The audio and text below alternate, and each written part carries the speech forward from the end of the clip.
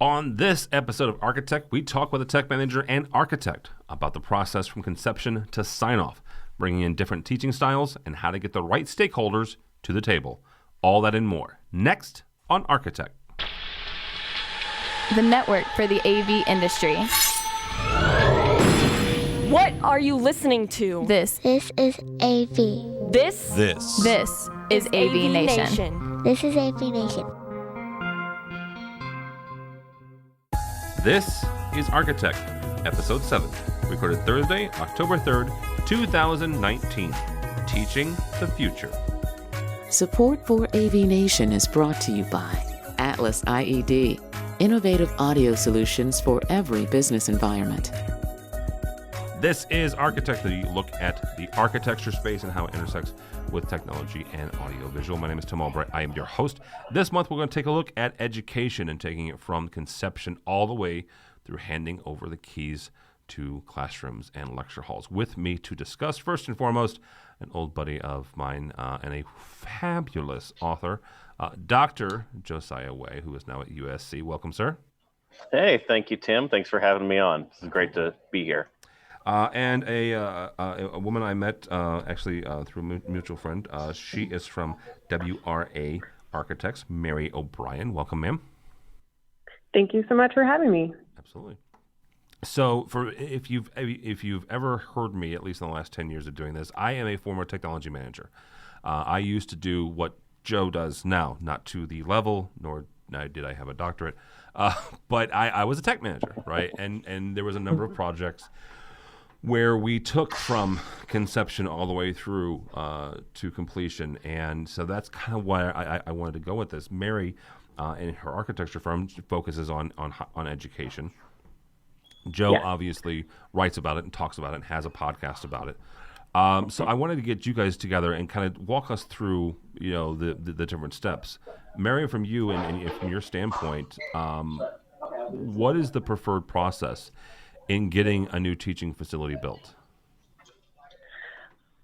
Well, the process really starts early on with a conversation between us and the client and just really hearing exactly what their needs and wants are. We go through a lot of collaboration and just trying to get an idea of where their dreams and their hopes and goals are for the future. So a lot of the schools that we encounter are pretty old, outdated facilities that aren't using the latest technology. And they're seeing these upgrades that are happening all around them and want to give that same experience to their students so that they're brought up in a current digital age.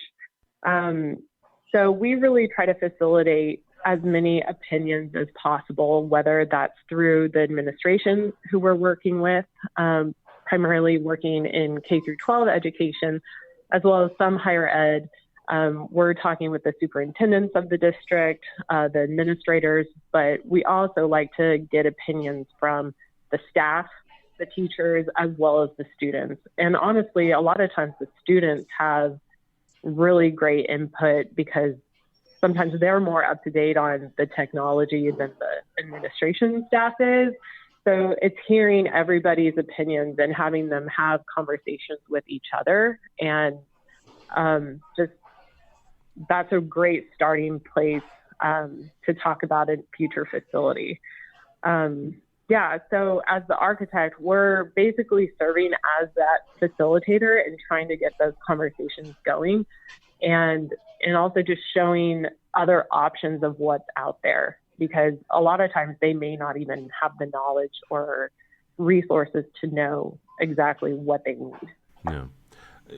Joe, same kind of question here, but also while you're answering, what your preferred area is, how do you get some of those stakeholders in early? Get feedback from students as well as faculty. Yeah. Mary just totally nailed it with getting that collaboration together. I always say when I get that first email or that invite where it says, "Hey, we've got a building planning meeting," that'll tell me a lot. That very first one of how this whole project will go, because if I show up and the architect shows up and they lay out all the drawings, they fire up Revit and throw it up on the screen, we've already lost because it's too far down the road to where now we're going to be trying to force technology to work in the space, right? But if that first meeting is maybe the dean, a couple of the stakeholders, the finance people, the architect, who's there to start just writing down ideas, maybe has a general sketch of what the building will look like and the floors. That's a winning combination, because then at that meeting, you can also say, these are the other people we need. What disciplines are going to be taught in there? Can we get them at the next meeting? I can start to lay out some of the infrastructure stuff that we're going to need. I can say the magic words, data and power. I need data and power, right? How many times I need to say that at those initial meetings so that that's what starts to get into the architect's head and thinks, okay, anytime there's going to be something there, let's think about getting those, because that's the hardest thing to come back later and ends up costing a lot more money once you have to start saying down the road, all right, how are we going to get a pathway there? I mean, it's a losing situation. So right at the beginning, that first scope meeting says everything about the project. We'll talk about that for a second. Well, and it's great on the architecture side because we want to hear all of those comments and all of that feedback and just get as much information as possible so that we can take all of that, digest it, and then go to the drawing board. So exactly like you're saying, we're not having to redraw something we've already drawn, and then it's moving in the right direction from the get-go. And of course, it's always a process. There's always a design process and a back and forth that we want to have with the client and want to have that ongoing communication to make sure we are hitting those correct milestones and producing the result that you're expecting as well. But exactly. Having those conversations with the experts and getting everybody in the room is really crucial. Yeah, and so that really becomes a winning combination when we have that early type of collaboration together, right? Because now when the wheels are turning and my ideas are out there and I'm hearing, this is how many speakers I need. These are where the visuals need to be. This is where we need to be able to have students collaborate and, what type of setups we can do. That's when the architects can really use their abilities the best, right? Because now we're accomplishing all goals together and not trying to decide this is where the space is going to be. Now try to make it work, right? And that becomes the winning combination automatically. If you are, you and Joe probably should work together at some point because you guys are so well aligned. What advice would you give? I would love that. That would be great. What advice would you give to folks like Joe, though, if they run into a situation where the architect isn't on the same page, right? If they walk in, Joe walks in and they already have drawings, like he says, right? How would you get them around? How would you get the architect around to Joe's point of view? I would probably hear what the architect's vision may be, just to see where their thought process is even going. And then if it's not aligning with yours, I always think, the better honest you can be and just from the beginning, the easier it's going to be to transition into the design that the school is wanting. Because a lot of times the technology can also influence what type of teaching styles are happening within the classroom. And there's, as we all know, based on lots of research, kids have completely different learning styles. One kid may learn in a very collaborative environment, and the other may want to sit in a quiet, typical classroom setting of what we think our parents went to or even we went to growing up. But that's not really the way schools are currently being designed.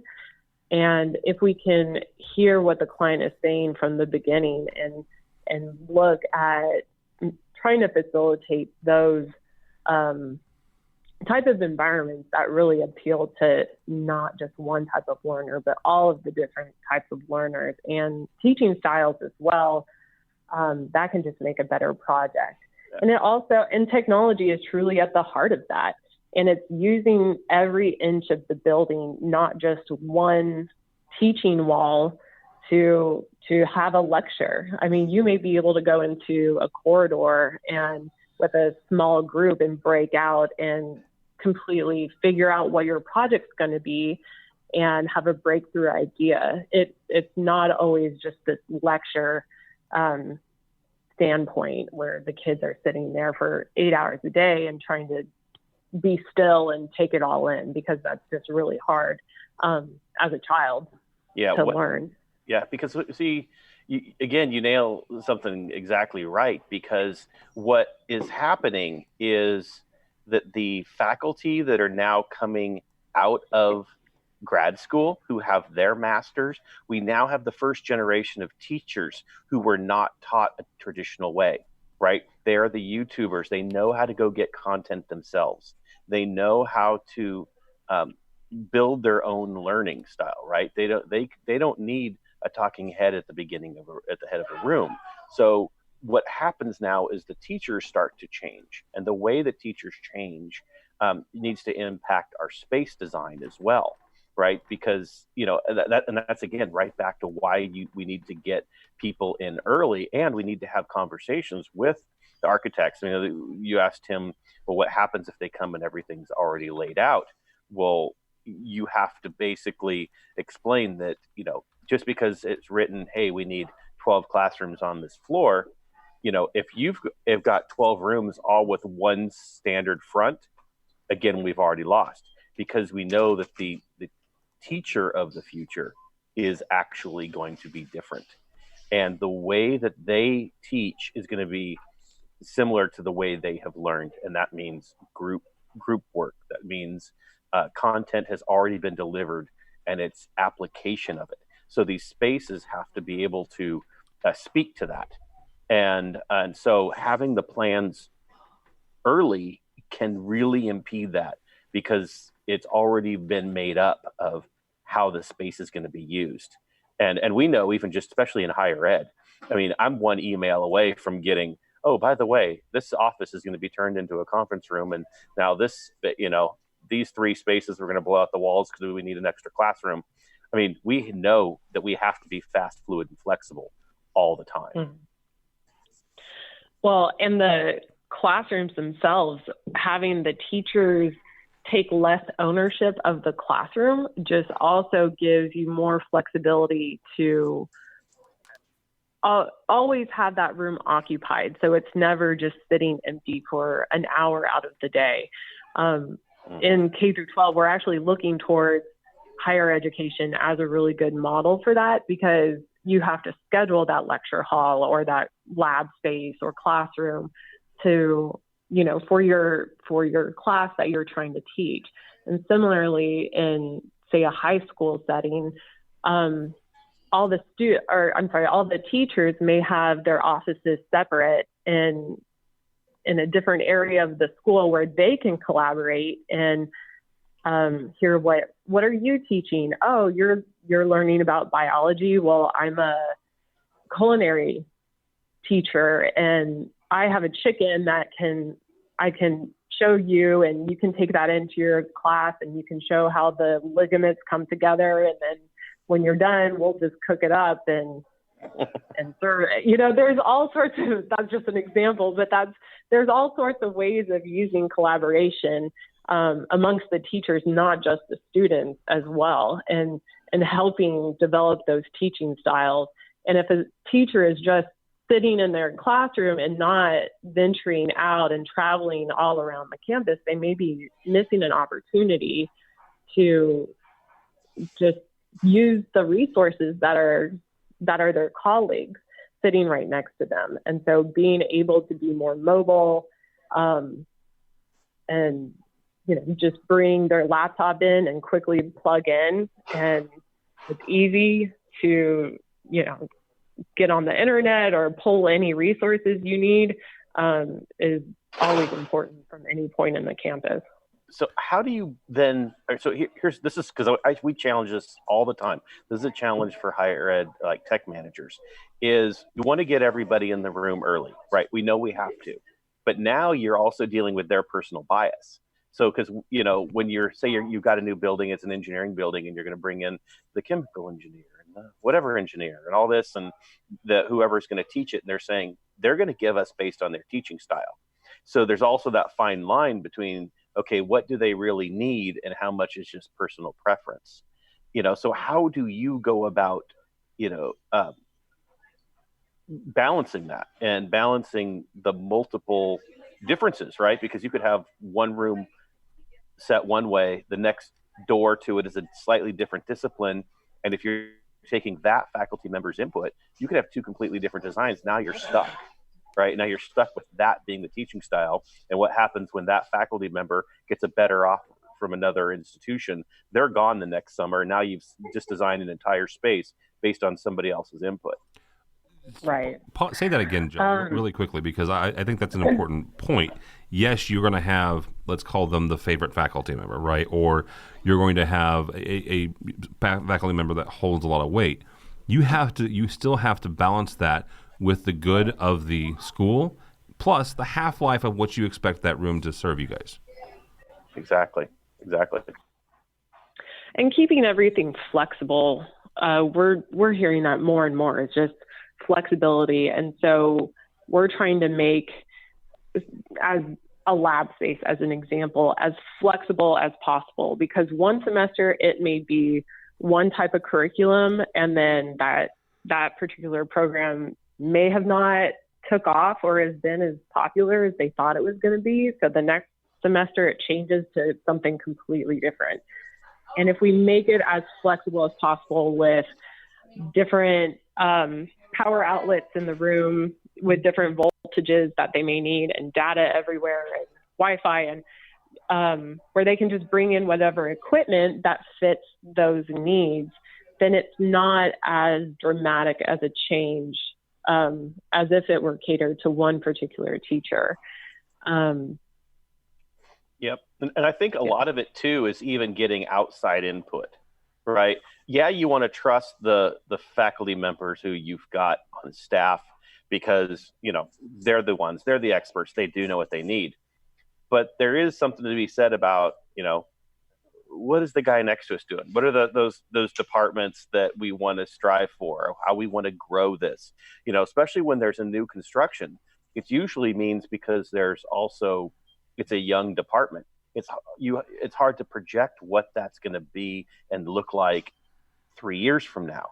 So we have to take into account those other things, and maybe, tell someone you can't quite have what you want completely, so that we can account for growth, flexibility, moving. I mean, ideally, one thing that we did when someone was trying to give us a little too much about how they wanted their space, and they had one little corner wing, we said, well, we really can't do this. One, it's a financial impact, but also because we're expecting your department to grow. And as you grow, we're going to probably move you to another wing. So we need to have a certain level of standardization across here. Still some individualism so you can get done what you want, but you almost have to talk them out of it and letting them know that, hey, for this greater good, we can create a situation where everybody benefits. And, and I think that's important. But gosh, it's really, really tough line to draw because we don't know, right? This isn't our expertise.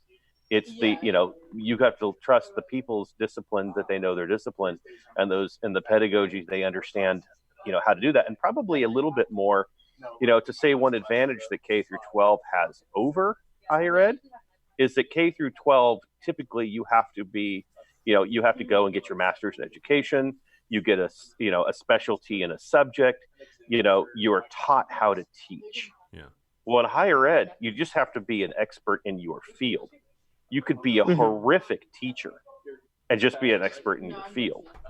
So there's a big difference there. So a lot of the wants and needs, I would think, are very different, right? Because they don't actually know, where those who are trained to teach can understand their tools probably a little bit better. Let me ask a question and bring something around that you just said there, Joe, about getting outside information and outside perspective. Mary, we'll start with you, and Joe, have you chime in on this. How do you get, Mary, your clients to either take a field trip or bring somebody else in that, let's say that they just went through this process, or they've already gone through it, or they have the latest, greatest technology? Or is it something where they go to conferences themselves and they're talking with fellow teaching colleagues, and they're like, well, we have this and we have that. I'll reference 15 years ago when the smart board system came out, the interactive boards started coming out, and it was, at the time, again, I was a tech manager, it was our instructors going to conferences and coming back and going, I just heard about this latest, greatest thing, and I think it's fantastic, and we want one now. Mm-hmm.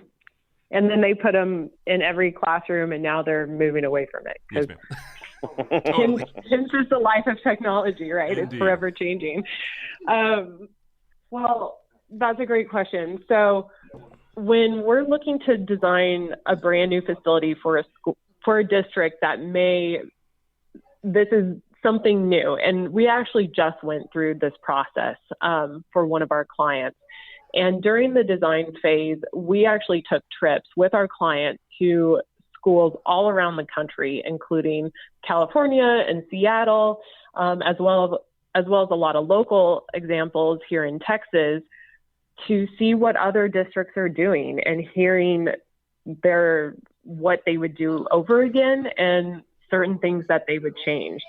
And just hearing the educators talk to each other, and even how they're implementing the curriculum is just worth its weight in gold, because once they can start having those conversations and just understand exactly the process that they went through. And again, we're just trying to facilitate that, and we're learning as well. It helps us to see other examples and how we can start to apply those things that were done well into our own work. It's just going to lift everybody up as well. Joe, same question is how do you bring... Absolutely. So, okay, the worst phrase you can ever hear as a higher ed tech manager is, so I just got back from this conference. Amen, brother. Like, all right, you already know that this conversation's going south really quick. Because, again, what they're seeing is they're seeing the end result, right? Yeah. And at these conferences, you get great sessions about, solutions people have come up with. Pause for 1 second. They don't. I'm going to pause you 1 second, because not only it's sometimes it's not even that. Sometimes it's I heard it from a friend who heard it from a friend who heard it from that. Yeah, absolutely. And the thing is, and maybe they did have it, but they don't recognize the years that went into that, the years to polish it, the years to find out what worked for them and their situation. And what's so funny is that same colleague who was saying it is going back to their institution, and they're telling their people about what you do and saying, oh, we have to go do this, right? Everyone thinks, the grass is always greener. Absolutely. And that what they do, instead of just trusting their own tools and trusting that, as institutions, and especially as a tech manager, my job is to create a space for you to be successful. I do it through technology. Facilities does it through lighting and AC and those things. Teaching and Learning Center does it through, being able to get the right trainings and get, admissions does it through getting the right students in the seats. And as architects, you're doing it to create the right space. So we're all doing it. And a lot of times the faculty have to step back and realize you have a team of people behind you who are here to set you up for success. Yes, we want to hear your input. 100% we want your input. But there's also another side that, we are here to do the best for you. And our expertise is to do that. You tell us what you want to achieve, and we'll figure out how to do it and help be flexible with us. Mm-hmm. That's not to say there may be that new groundbreaking piece of technology out there that really does solve the world's problems, right? Yeah, absolutely. And there's always that beauty of finding it and getting excited about it and saying, yeah, this is something that we can apply and work. But it is a very long process, especially in an institution, to get it implemented. It's different than just taking a credit card down to your local box store and buying it. Like it's a very big process, and there's a lot of infrastructure that has to take place to make those big changes happen. Yep. Yeah. And the thing is, what's so interesting is, those of us who are tech managers, we're listening to, all the AVNation podcasts every week, right? We're staying abreast of our, all of our skills, right? We're staying abreast of all the new technologies coming out. We're going to the tech conferences and have all this. So the odds of, a faculty member coming back from somewhere and telling us something that we didn't know was out there is probably very rare to happen. Now, it might be the implementation that they were impressed with, but we've already been, abreast of these things to where we can now also have those conversations. This circles right back around to that very first question of not just getting everyone in the room early, but building those relationships from day one, even before we're talking about planning the building, right? So that we already know the types of things they want to achieve. So now when they do go see it elsewhere, or we can have them go and look at other locations, and we're pulling them in their colleagues from other places, we can show them their possibilities. And that's really where we can use our technical knowledge. And I'm sure this exact same thing on the ArchiTech side, right? To be able to show them possibilities of how they can use their spaces and design their spaces. And that becomes us as being the givers of the information, as opposed to, being blindsided by them. Yeah. As we wrap up, I want to get your 2 cents, and fittingly enough, our last question is about the end of a project. Mary, from your perspective, how would you design the perfect end to a project?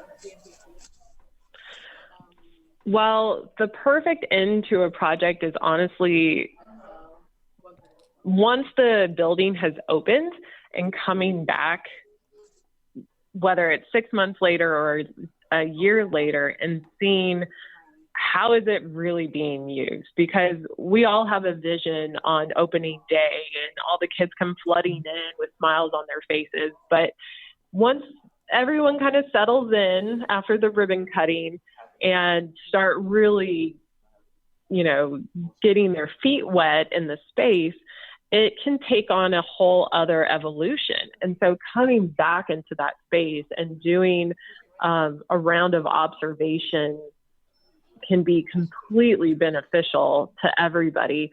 And hopefully, if you have an additional project with that client later on, you can take what you've learned and say, well, I observed you were using this space exactly how we planned and hoped it would be, but I noticed you were using this other space a little bit different. So let's make those changes so it's working better for you.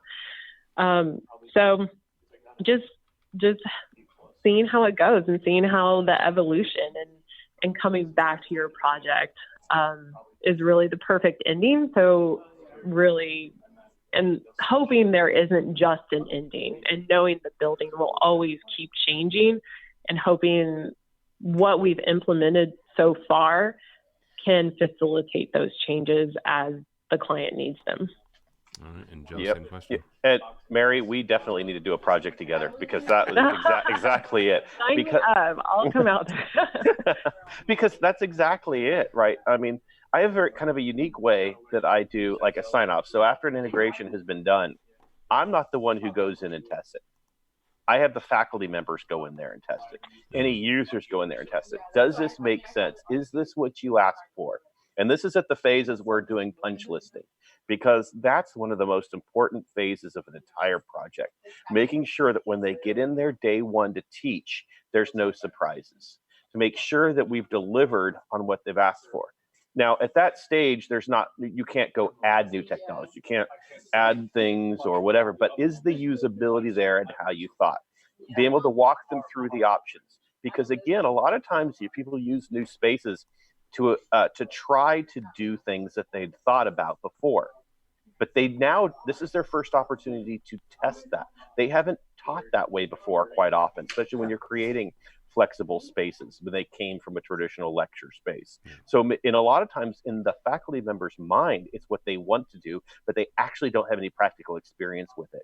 So it's about getting them at that punch list phase to say, here, let's test it. What are the changes we can make? Are they simple programming and touch panel things? Are they set up of the room? What are these things that you want to do? Because there are some things that we can do at that stage. And then once the classes start, what I do is I come back after the end of the first semester and I send them a little survey and say, one, did it go as you thought it would when we first had the conversation 2 years ago of what this was going to be? And if it did, great. And now what would you make different? Because your teaching has now changed based on the space you're in. So are there little things that we can do? Are things we have to plan? I think it's very good too to realize and use language of this is phase one when you get in there of the way you're going to teach in this space. Let's revisit it in 6 months or at the end of the semester. Let's see how it's changed. Let's make plans so that the next summer we can adopt anything. I think every project, especially an AV project, needs a little extra contingency that's actually tossed in for a phase two, where those become things that might have been cut early, like lecture capture or other little technologies that you want to save because you need to save. We know that, capital construction costs can run up a lot and you can get over budget, but you can't forget about those because they asked for them for a reason early. So maybe we could revisit that. Would it help you? Would it not? And then I think that communication after is huge, and not just in, making sure the technology worked and we walked away and we got to say, yay, project closed. But are you being effective as a teacher in that space? And have we delivered that? Absolutely. That's it. That'll be a good place to stop it. Thank you both so much. Mary O'Brien from WRA Architects. Thank you, ma'am. Thank you. And how do people get a hold of you or WRA if they are so inclined? You can reach us on our website. It's wraarchitects.com. And if you want to get a hold of me, my contact info is on our website. That would probably be the best way. All right, very good. And Mr. Joe Way, thank you, sir. Hey, thank you very much, Tim. And you can find me on all social media at Josiah Way. And of course, you can find USC at usc.edu. And your podcast, sir, or your book? Hey, does that have to be an either or? My podcast is Higher Ed AV Podcast. And of course, my book is Producing Worship, and you can find that on Amazon. All right. Thank you, Mr. Way. Also for us, for AVNation, go by the website, AVNation.tv.